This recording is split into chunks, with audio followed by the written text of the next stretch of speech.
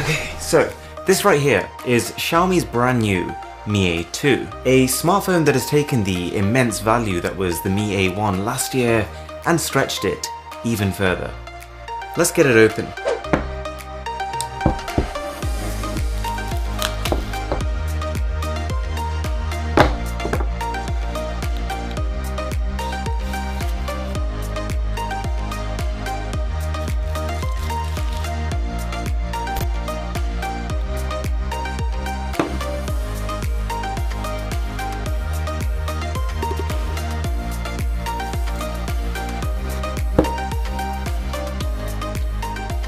So, I spent the last few days playing around with the Xiaomi Mi A2, and to give you an idea of how much I like it, if someone had just handed me the phone without giving me a price tag, I would have said this feels like a really solid €400 phone. It's actually 249. There are a lot of cool things going on here, and a lot of the big improvements since the last generation come from the camera. On the back we've got a 12 megapixel plus 20 megapixel arrangement, and the main camera sensor has had a nice upgrade since the Mi A1, which was already, I'd say, the best phone camera at the price. In fact, this time round, the A2 comes dangerously close to the OnePlus 6 dual camera. Photos are really punchy and detailed, and the HDR mode kicks in pretty much when you need it, enabling it to cope fairly well even in challenging lighting. And I really dig the portrait mode. As it is a budget phone, you sort of go in expecting one thing, but you actually get something quite different. What's even cooler is that in low light, you can switch to using the secondary 20 megapixel lens, which has a neat trick up its sleeve.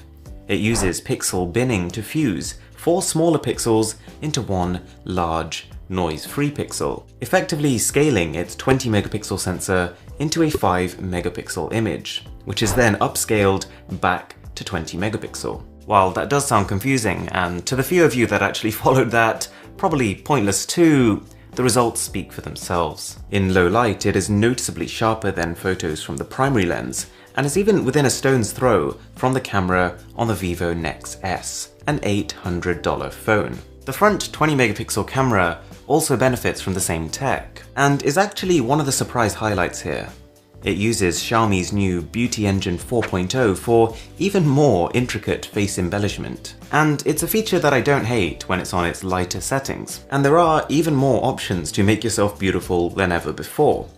But you can always turn it off if you don't like it. An unfortunate spin-off of this is abnormally high exposure, which makes it lose some points versus a phone like the Google Pixel 2, but the A2 does have a lot going for it, including front-facing flash and convincing portrait mode using that single lens. So the camera overall gets a big thumbs up, and I'm happy to say the good news doesn't end there. Whilst Xiaomi have been using the Snapdragon 625 for some time now to power their mid-range devices, this time they've stepped it up with the pretty new Snapdragon 660 and 4GB of RAM on a 99% stock Android 8.1. It's a really quick phone. It doesn't have quite that same instantaneous snappiness you might find on the OnePlus 6, but for this price, it'd be tough to point you to a faster feeling phone. Compared to Qualcomm's 800 series flagship chips, you miss out on a chunk of graphics performance. But I have tried games like PUBG on high settings,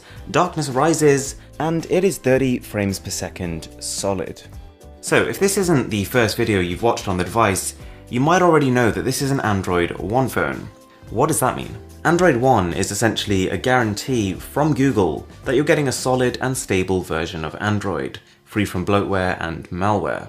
I've also been told that an Android P update is on the way, but there's no date on that, so I'd expect a couple of months at least. In terms of just the general look and feel, it's worth clarifying something first. Xiaomi has 3 main tiers of phones: the budget Redmi devices, mid-range Mi A devices, and then their flagship Mi devices. Whilst the glass construction is saved for the highest tier, the Mi A2 does benefit from a smooth metal finish, fairly well disguised antenna bands, and a curved back for the first time. As a point of comparison, this basically feels like a slightly heavier OnePlus 5T. It's actually the exact same thickness, just a couple of grams more. While I would say the curve is palm flattering, it does create a very real table wobble situation, which kind of gets on my nerves because I often use the phone next to my laptop when it is lying flat. and this issue doesn't make it easy. The speaker on the bottom handles voices pretty well, but it is a little lacking in bass. It's clear though. Now, as a smartphone that barely hits the €250 mark, it's not like there are no compromises. You don't get wireless charging, IP certification, a headphone jack, and the base model will only get you 32GB of storage with no SD card. The fingerprint scanner is great, but there is a noticeable delay between detection of your print and the screen actually turning on. And there are also a couple of primary aspects of the phone that I really don't love. Number one being the display, which is one of the less impressive parts of the Mi A2. It's a 5.99-inch 1080p LCD panel. You do get the sort of modern rounded corners, but I kind of feel like they've taken this a bit far. My personal opinion is that the curves on the display and the body together make it look like a bit of a toy from the front. It's a bang-on average screen, robust but with an unglamorous colour profile, okay contrast, and viewing angles that are good for about 165 degrees, after which the phone becomes, well, less good. The other thing is the battery, which is very mid-range. You've got 3000 mAh of capacity and 10-watt charging. So you're looking at about a 2-hour charge time that'll get you about 5.5 hours of pretty heavy screen on time. And I mean, it's solid. The battery life is good enough that you won't be worried about it, but at the same time not good enough that you'll be impressed or surprised by it. Okay, so here's the verdict. Two of my biggest complaints with the phone are still areas that it is average in for the price. And it's only because the camera and the performance are so good that these seem like flaws in comparison. Compared to a flagship phone, you'll miss the little things like the lack of storage, like the lack of water resistance, but the fundamentals on the Mi A2 are surprisingly close. Thanks a lot for watching guys, I really hope you enjoyed the video. My name is Aaron, this is Mr. Who's the Boss, and I'll catch you guys.